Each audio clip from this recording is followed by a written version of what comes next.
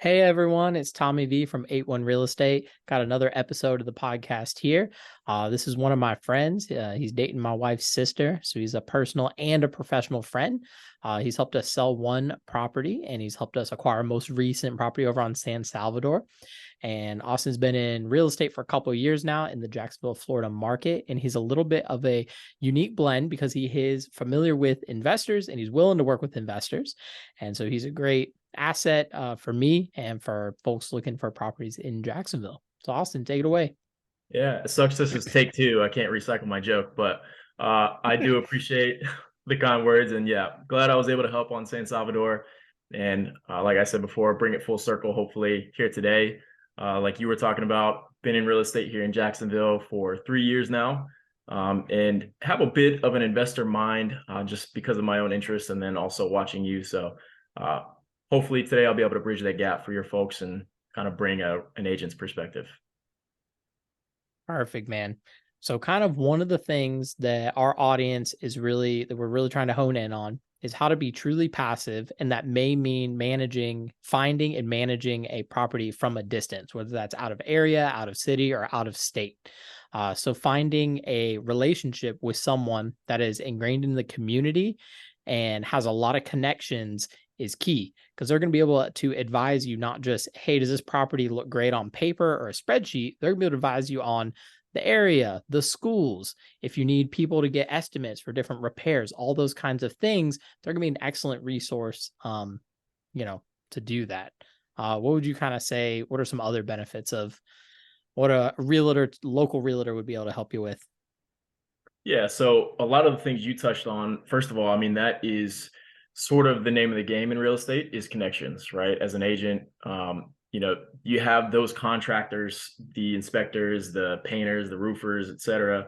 Um, they look to you for a lot of business when you do develop that relationship as an agent because word of mouth, people trust more than anything. So um, if you find yourself a good agent, that is a good in, like you were talking about, to just the people in the know that help you as an investor get where you're wanting to go, right? Whether it's rehabs or inspections, whatnot.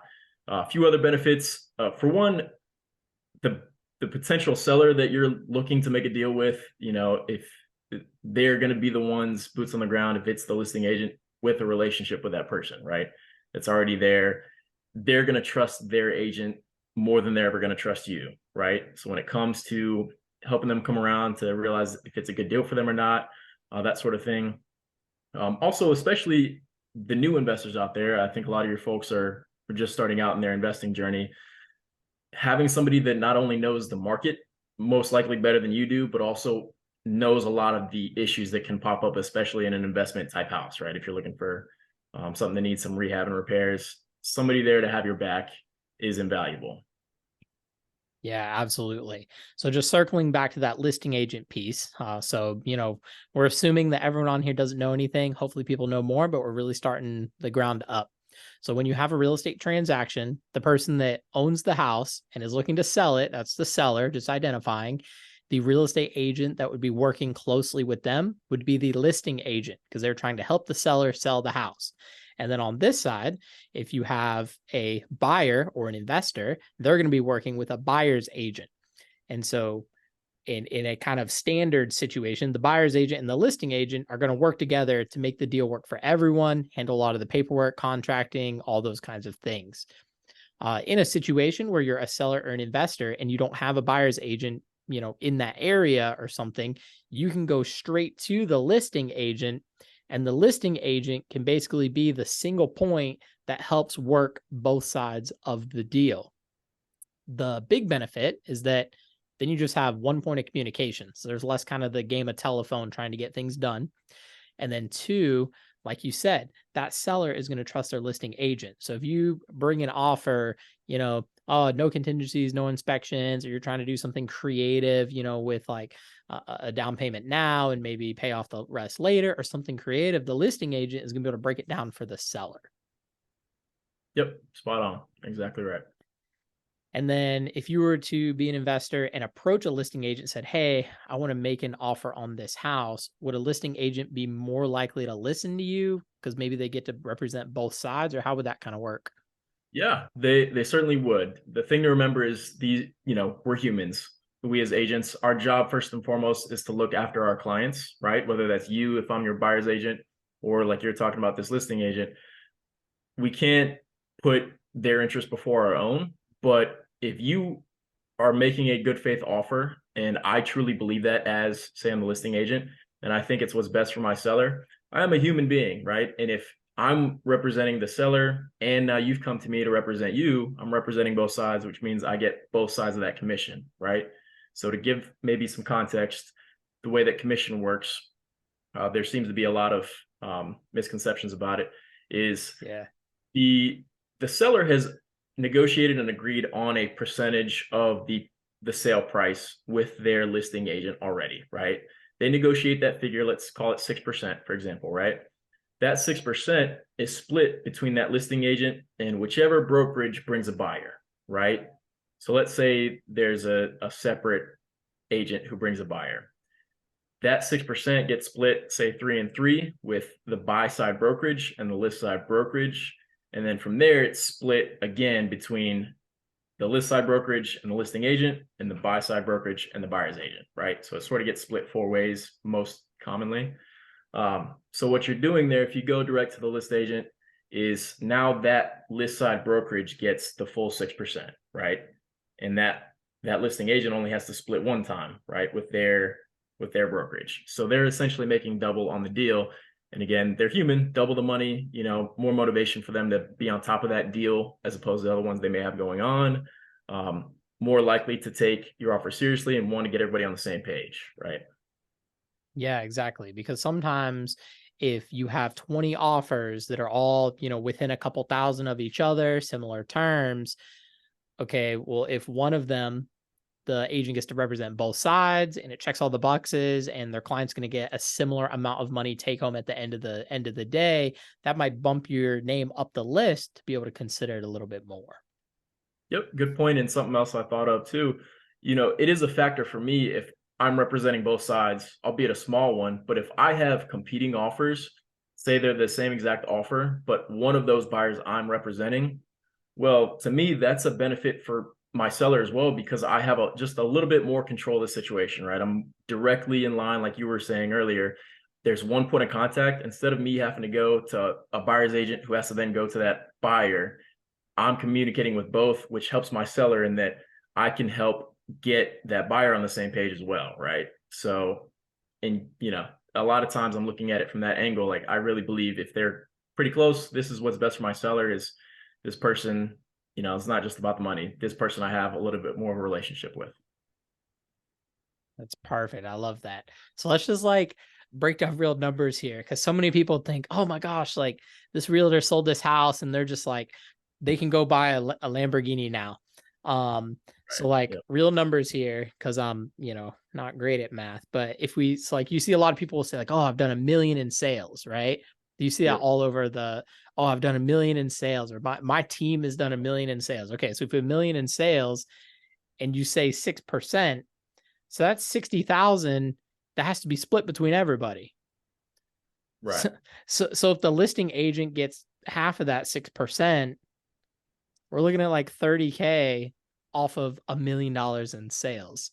So Right. it's not quite as yeah, I don't know. I feel like so many people are so against agents. They're like, oh, they're just trying to be selfish, keep all the money. It's like, okay, well, they're working their butt off for a lot of days, a lot of emails, a lot of phone calls, a lot of coordination. And at the end of the day, they're not walking away with this huge check because they have to split it up so many times. Yeah, exactly. So what you pointed out there, that 30,000, that's split between, like, that's what each brokerage takes, is 30,000. And then that agent has to split it again with their brokerage. So really, if they sold $1 million worth of real estate, whether that's one deal or 5 deals, that's 15 grand, right? In that example, in their pocket, which is a good amount of money, of course, but not many agents truthfully are doing $1 million in a month, right? So, or Oh yeah, even if that'd that be was a tough to year. do in a month. Yeah. Well, I mean, I, I mean, you can do it. Unless you're a superstar. Yeah, I'm not gonna go there. But I will say, not every deal is a 6%er either. You got your Right. the seller who lists with flat fee realty, do it all yourself realty or whatever, and the commission may be 1%, 2%, and then you got to split that. So, um, Yeah, to your point, it's not all Lamborghinis and popping bottles. There, I wish I made, 60 grand off of a $1 million deal, but it's not quite that Yeah, simple. I know. Maybe one day when you get to be a broker in a couple One years, day, huh? yeah. There you go. Right. Cool. All right, so I alluded to it already that Austin helped us buy San Salvador. I did a video on it, but we're gonna kind of walk through that deal a little bit here, just because we have Austin here to kind of give more context as to what's going on. So this was last August, and I was driving from Kentucky to Jacksonville for a wedding, and I got a Zillow alert on my phone about a new property listed. And I clicked on the property, and it was one street over from a property that we had previously been a rental, and now my mom actually lives there. And so very, very familiar with the neighborhood, very familiar with the zip code, very familiar with the exact street. I knew exactly which house it was because I'd driven past it a bunch of times. And so it popped up listed at 200,000. And a month earlier, my mom's house had appraised for 263,000. And so I knew right away I was a similar size house, same neighborhood, similar situation. So right away I knew that this was potentially a good deal. So I'm going to share my screen here to kind of show the pictures on Zillow because it was a little misleading, might be the right word. All right, can you see my screen? Yep. Cool. Yeah. So these were the pictures they posted on Zillow. This is the front yard. Beautiful chain link fence there in the front yard, all dirt. I Had a love it. pretty nice looking above ground pool situation, a patio, a big nice shed. And that was it. And so first thing to know is that if you're looking at a deal, there's no inside pictures. It's not a great start. Red Uh, flag. so I knew that, and I was like, oh boy, probably the inside is real tore up, which is okay. We're not scared of doing a lot of maintenance, probably more than your beginner investor, because we've had that construction background.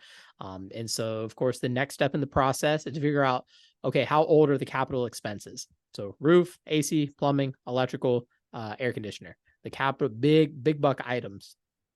And so what you do is you pull up the building permits here, and you have them listed here. So I pulled this up. P for plumbing, 2020. B building. This was for the windows and doors, so it has all double pane windows all the way around. 2018. Here's the roof. A full roof was redone. 2015. Mechanical air conditioner done. 2014. And so I said, "Oh, wait a second. It checks all these boxes."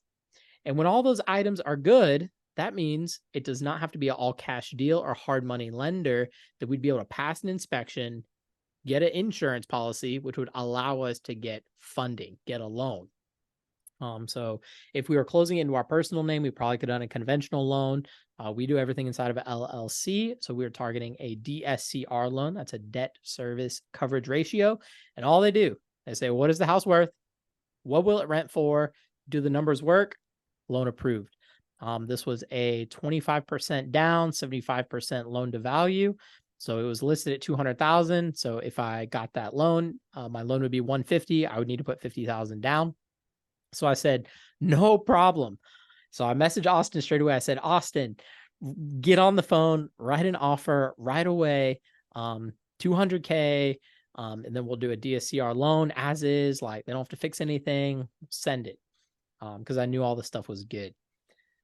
And so that's kind of how it started. So Yeah, then that's kind of take me through how it started on your end. yeah, well, like so I'll pick up where you left off. You called me up and said, "Hey, Austin, how quickly can you write up an offer?" And that's my favorite question to be asked. So I don't remember what I said, but we got it written up pretty quick. I do want I to think you take did a it the side note. same day. Yeah, yeah, and to give you a little bit of credit here, Tommy, there's a certain stigma around investors for real estate agents, right? You are the one that every agent would love to work with, right? Because you're decisive, you know what you're looking for, and you do, like you pointed out with all those different items, you do your homework, you come prepared, right? You're not trying to handicap and get an agent to run around and do the easy stuff that you could have taken 2 seconds to do yourself, right? So I know working with you that you're somebody who's gonna do everything that you can on your end, and my job is to fill in those gaps, the things that maybe aren't as easy or like having the offer paperwork, writing up the offer, negotiating, that kind of thing. I have direct access to the listing agent. But to fill out the rest of the story, you called me up, we put the offer in. It was highly competitive. If you remember, they had, I want to say six. Yep. I was going to say 6 or 8 offers, but very competitive, and they were all very strong offers. I think we went Well, and back. just to be clear, so this was last year, a down recession. It didn't matter. So other houses, I had put in offers. I had looked at other houses in that same neighborhood, a little bit higher price point, a little bit lower price point, and they were drawing 20 to 25 offers every single time. So when Austin told me that this one had 6, I was mind blown, because what that means, people didn't do their homework. They slept on this house. They said, oh, 200K, like, okay, that's going to be a crap house. Or they saw 200K and they said, oh, that's way too expensive. They didn't go in and look at the permits and see that it had tons of repairs already, which means you can pay a little more on the front end. So I was shocked it only had 6, but it's because they slept on it. Yep, exactly right.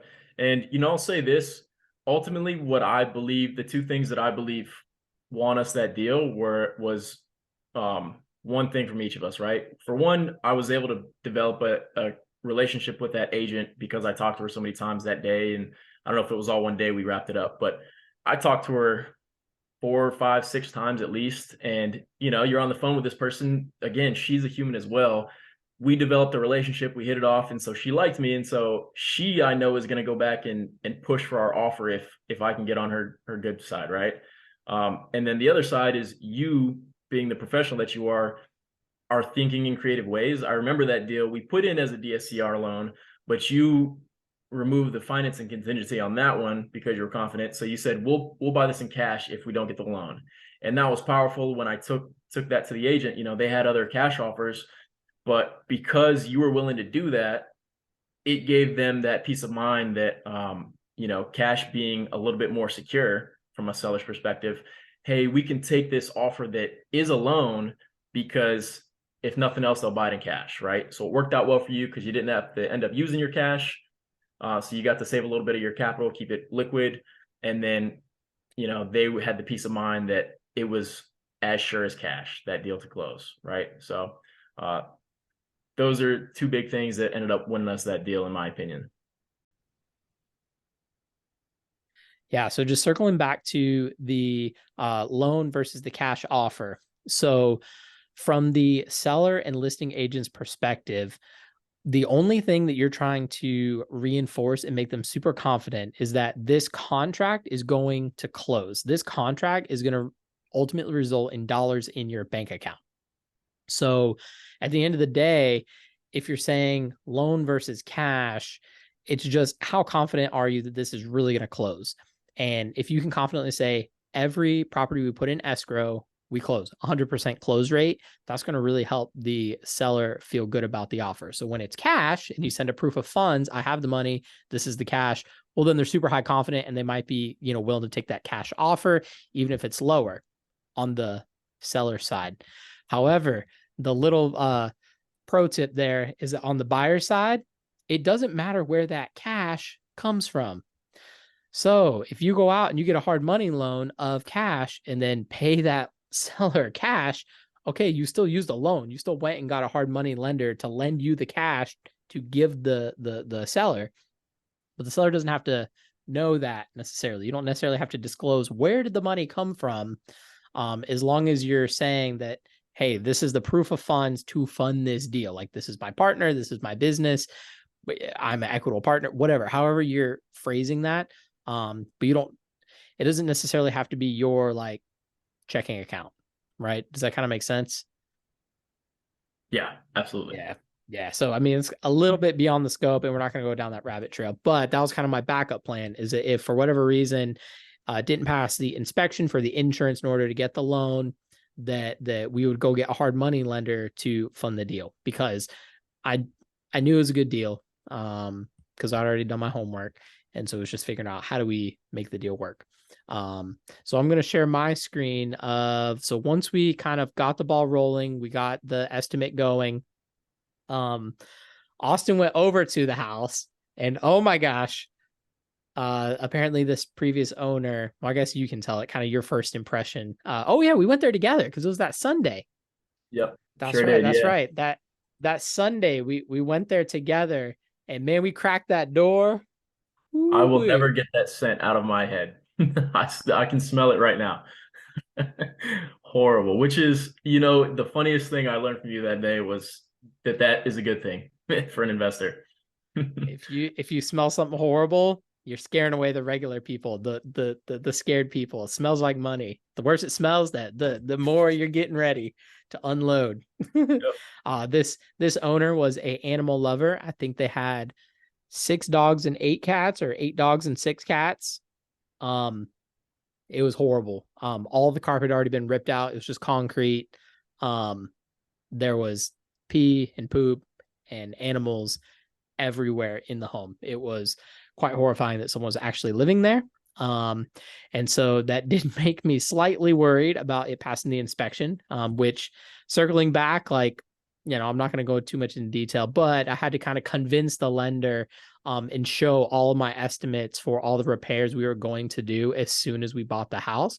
And then they actually ended up having a follow-up inspection 6 weeks after we closed, to make sure that we had actually done the things that we were going to say. I don't know if I ever did I tell you that? Nope. First time hearing Yeah. it. Yeah. So the lender circled back and did a little checkup to make sure that we were, true to our word. So I'll show you the rehab sheet here. So once I knew the status of the permits, the capital items, I was able to kind of fill out this spreadsheet. Again, this is one of the spreadsheets that's on my site. This is the rehab calculator budget, whatever you want to call it. And I have this pretty dialed in because I've used several of my vendors repeat times. And we had just completed a rehab in April, and then we bought this house we put in the offer in August. We bought it in October. So it was pretty quick right around. So just kind of running through this real quick. New roof, 0. The roof was good. The plumbing, we didn't have to do a repipe, but I knew there's going to be some plumbing items, like vanities, garbage disposal, stuff like that. Electrical was good. I knew we were going to change out all the lights and fans, upgrade the panel to 200 amp, exterior paint, exterior doors, demo, 3 dumpsters. We filled up, gosh, I don't even remember. I think we filled up 3 40-yard dumpsters on that house. That was the most demo like we've ever done, because the house was full of stuff when we acquired it, which was quite annoying, but it's okay. And then I had to pay another like $2,000 in demo labor. There was framing. We ripped all the drywall out because we didn't want any of the pee and poop smell in the house. Doors, hardware, interior paint, cabinets, granite countertops. We actually ended up being able to save the cabinets and granite countertops that were already in there, so we did not have to, spend that money. And then appliances, we'd have to change out some appliances. One of the bathrooms was already remodeled, perfect condition. We didn't have to do anything in there.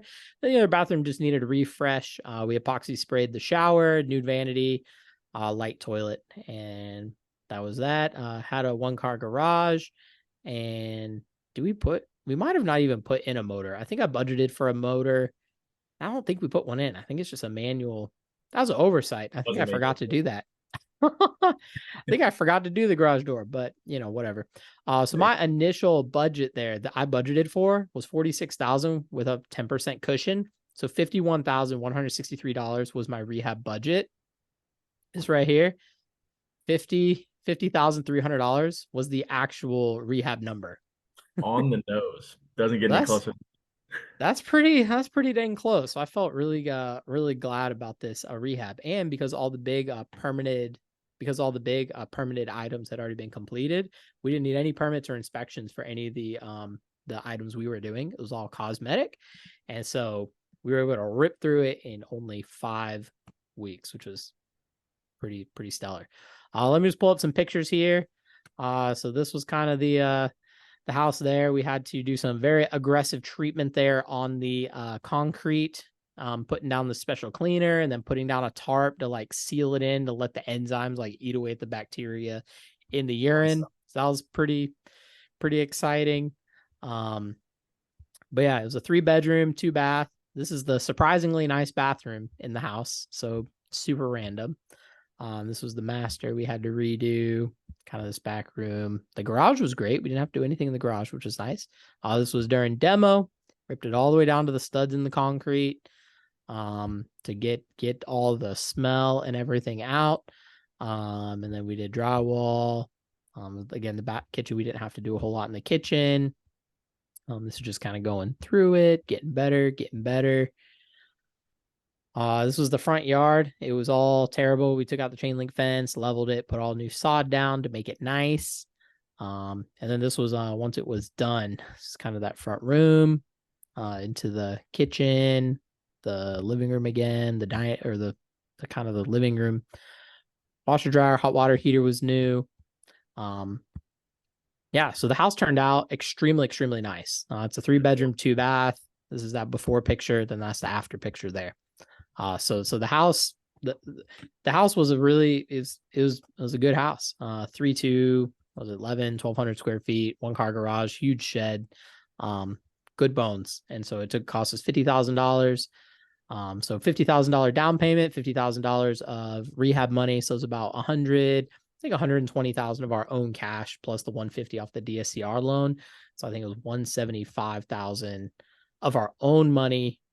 Wait, $275,000 altogether to get into the home, and it's probably worth way over 300. Who knows? Houses, but it doesn't matter because we're going to keep it for a while as a rental.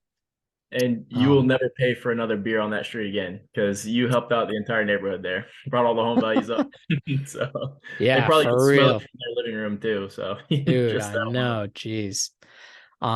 Yeah. So that was a great deal. We definitely enjoyed doing that house. So a couple things that I learned during closing that I had never come across before is number one, we had the inspection. So there's a couple different types of inspections. So the one inspection would be like a home inspection. Home inspection is going to be for, I guess can you explain kind of what a home inspection be for a buyer? Like, because that's usually separate from lending. Yeah, absolutely. So a home inspection, right? Do you want me to go into like due diligence period or? Yeah. So you can kind of go through due diligence, what like a home inspection is, and then how it's different than like a 4-point inspection for insurance purposes. Got Those it. are kind of Okay. all a little bit different. Yeah. So first of all, to go over due diligence, right? That in your, let's call it, your closing time frame, whether that's 14 days or 30 days, whatever.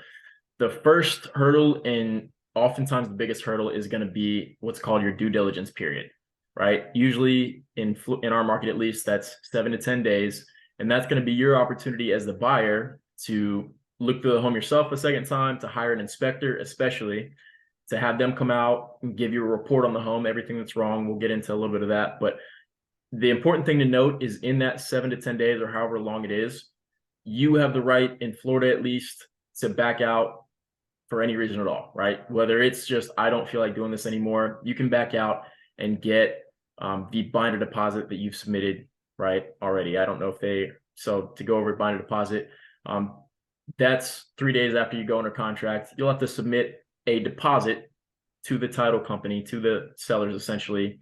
And that's your skin in the game. That's your insurance that if you were to back out for a reason outside of what's, in the contract, if you were to breach that contract, then they would keep that. Usually it's 1% of the purchase price. So $200,000 home, $2,000, is what you can expect.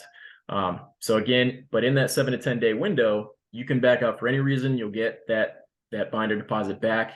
So that's your protection, right? That's there to protect you as the buyer. So you know everything about the home that you possibly can going in. Okay. Now, when you do hire the inspector, usually those are going to cost you somewhere between $400 to $600, right? Is what we typically see. That And your inspector's going local to, realtor can help you get yep, a good it's going one. to connect you, right? And maybe get you a discount sort So of thing. super handy if you're if you can't drive over and look at the house yourself as the investor, this would be a very, very crucial step. Yes. Yeah. If you're looking out of market, especially, you are going to want an inspection, right? And that inspector is going to, if they're good, right? If your agent has the right connections and they're good, they're going to tell you every little detail about the house, right? From there's some, grout missing in the shower to this roof needs to be replaced, right? And everything in between.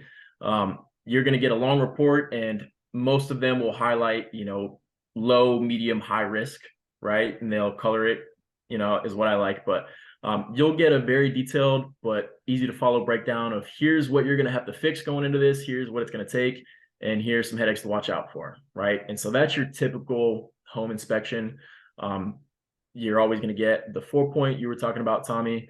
That's for, like you were saying, insurance purposes. So they're going to be checking, your roof, your all the different components that are going to affect what an insurance company would care about, right? So like wind damage, flood, that sort of thing. Bursting water pipes, Water electrical pipes, fires. exactly. Exactly. Things that an insurance Big, company, usually like big, dangerous, hazardous items that they would say, whoa, like we're not going to insure that because it's too risky. yep, spot on. They don't care about the grout missing in the shower, but they do care that some of the shingles are pulled up, right? Or the roof only has 4 years of life left, right? So that's the difference between the two. You're gonna have to have, if you're getting insurance, you're gonna have to have a 4-point, right? Always advise a regular home inspection, and then do you want me to go into like a WDO inspection? So we can kind of pause on that for now. So up to this point, all of these things apply if you're doing lending, like FHA, conventional, not really hard money, but possibly hard money, or even cash. You're probably still going to want an inspection, the due diligence period, and doing a 4-point to get your insurance coverage.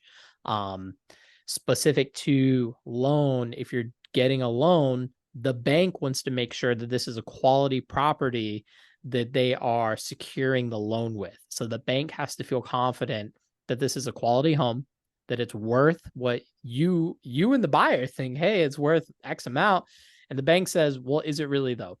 So kind of the next things that you're going to run through are the checks for the bank, for the lender, to make sure that this is a quality investment. Because if they're giving you a 30-year loan, they want to know, okay, is this going to hold up and be worth this much for 30 years? They want to know, how risky is it? So you kind of touch on those more specific to lending and bank stuff. Yep. So So the I guess big that'd be thing, the WDO appraisal and I guess those main there. yeah. So to keep it congruent, the WDO, that WDO stands for wood destroying organism. And that's going to be looking for things like termites or wood destroying fungus, that sort of thing. So that's a separate inspector that's going to come out, look for all those little things. If there's wood rot, like just water damage, right, to wood that's rotted away, they're going to highlight that on the WDO inspection. And so, if for whatever reason you find yourself using an FHA or VA or a government backed loan, they're going to require a WDO, but that's the only time that it's required typically. But So still probably a good idea. In Florida, we have a lot of slab houses, concrete foundation, house on the slab. So your risk for termites is, maybe a little lower than other places. Other places where you have the houses built up off the ground and off grade, and you have a crawl space where you have the wood floor joist, way more super important to double check that WDO for termites and water damage, because that's going to structurally impair the home.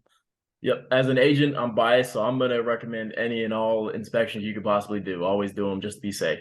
but Exactly. But with that being said, the biggest obstacle for the lender typically is going to be your appraisal, right? And that's going to come after your inspection period, most commonly, and usually, 14 to 21 days after you've gone under contract is about the timeline. That lender, right, is going to pay split payment for to have a licensed appraiser come out to the home, right? So your agent can't just go appraise it for you, whatever. A licensed appraiser has to come out.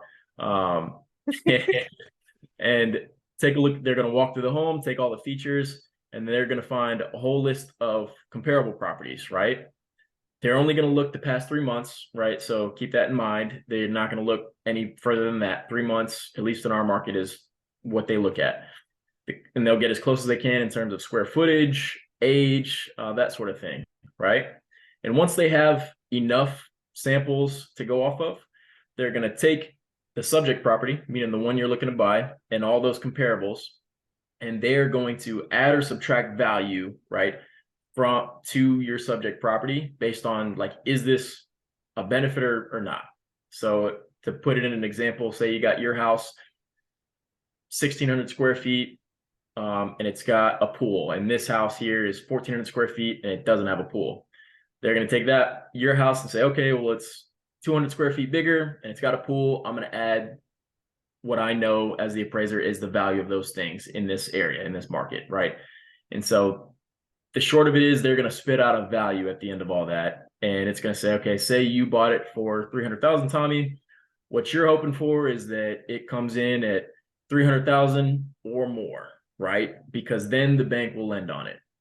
If in the event that it comes in lower, say for example, it comes in at 295, the bank's going to say, hey, hold on there, slow your roll a little bit. We're not going to lend you $300,000 for a house that's, worth 295,000. Where's our $5,000 at? Right. So, in real estate, that's a point of negotiation, one of the two, if you include the inspection period.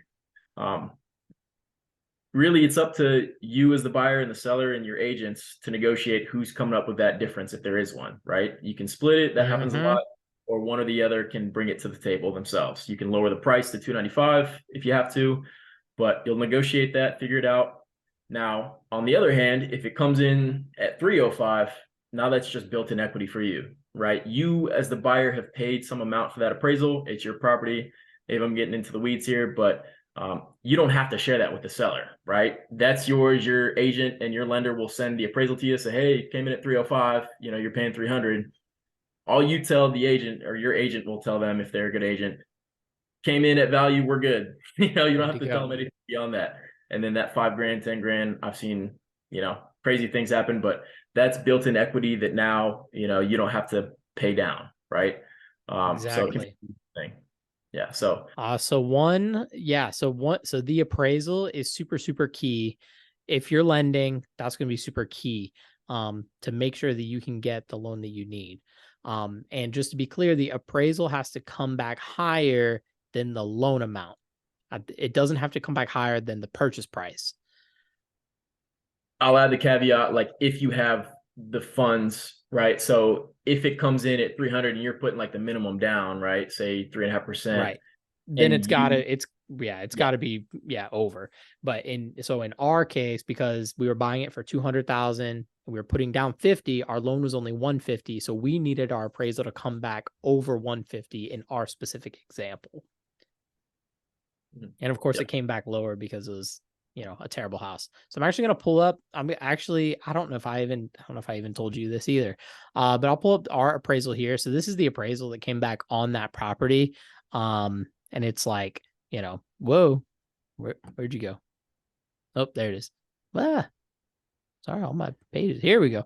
And again, it's a super, super lengthy, has all kind of crazy documents and all kind of rights. It's a little bit hard to read, but this is kind of the most important part here of kind of how it appraised. So this appraisal came in 1,166 square feet at $121 a square foot. And they said that the value that they're going to slap on it was 175,000. Perfect. It was supposed to be over 150. We hit 175. Good to go. But I want you to remember this 1166. And I'm going to pull back up the Zillow listing for this property. Zillow listing 1347. So you might think, 200 square feet. Like, what's the big deal there? 200 square feet. Okay, but we're talking about $121 per square foot. So if we say 200 square feet times 121, that's a $24,000 difference. So that is a spot where I kind of messed up as the investor. That I didn't do my full homework on the heated space on the home. And I'll tell you, I know exactly where it got messed up. And it took me a while because I'd only been in the house one time.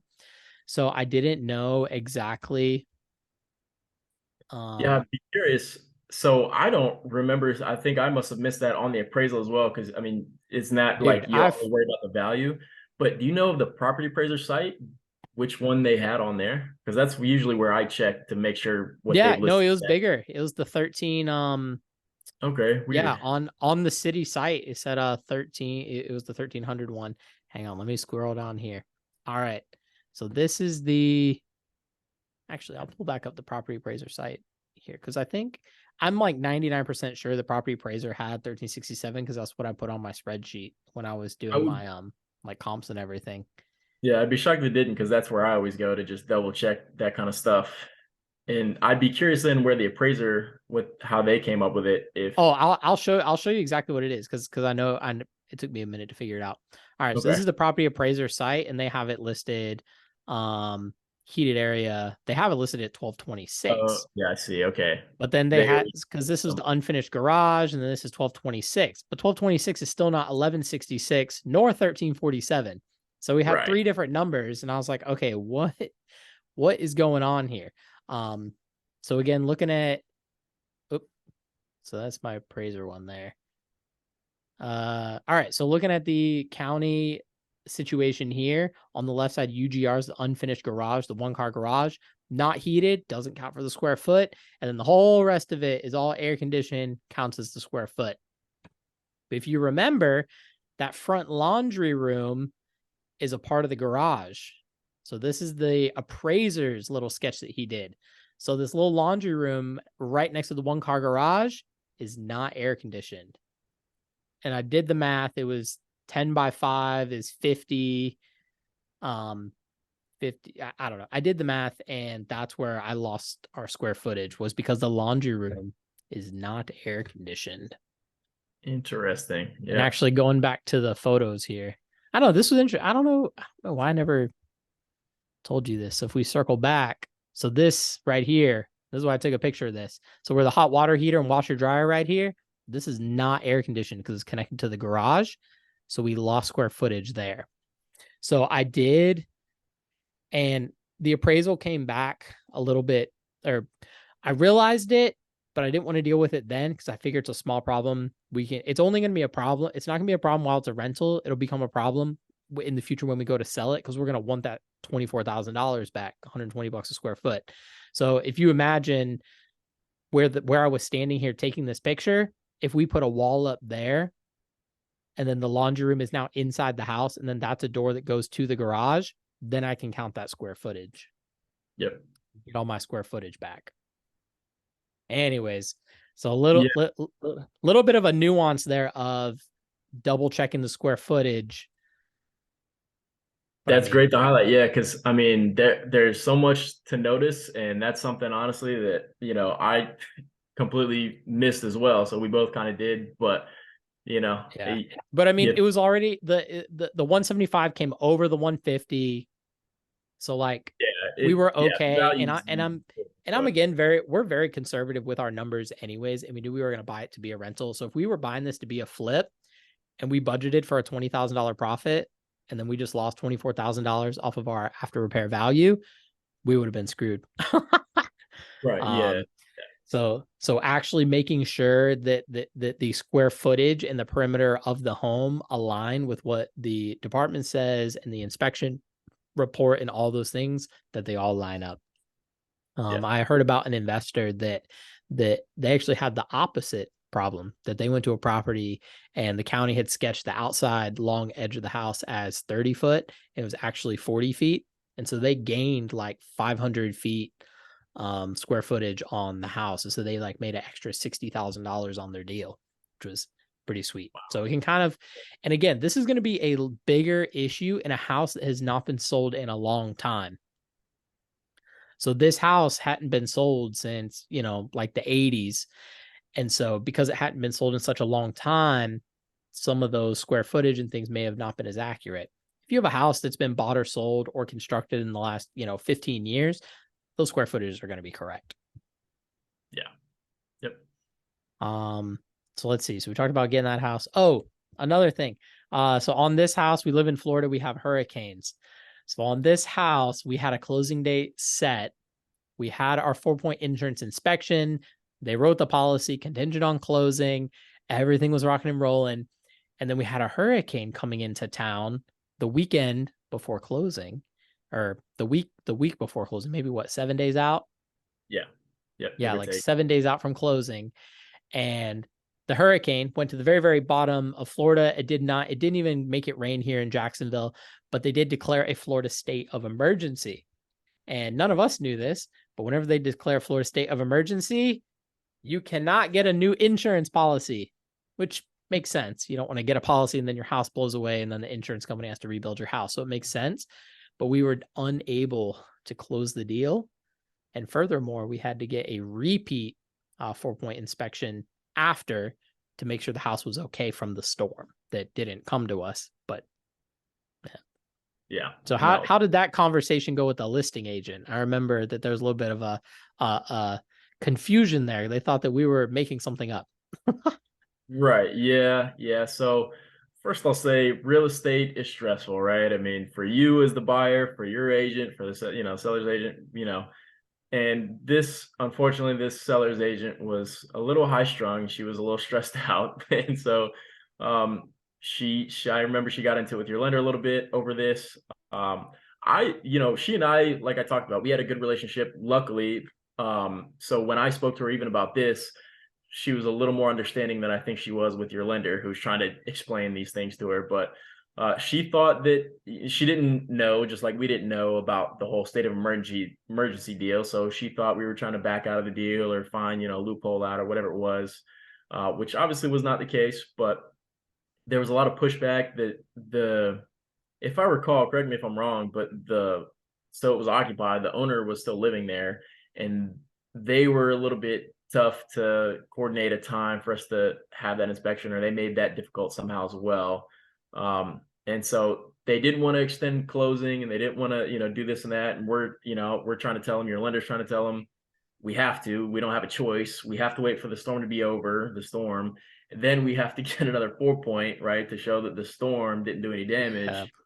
And it's all a bunch of hoops. And, that's ultimately how I kind of got on the same page, was like, listen, leveling with her and saying, listen, you're right. It's stupid. Just, I agree. I'm totally on your side. We're on the same page. Yeah. It's stupid. I hate it, whatever, but we have to do it, And so she eventually came around and it all worked out, but that was a fun one. She was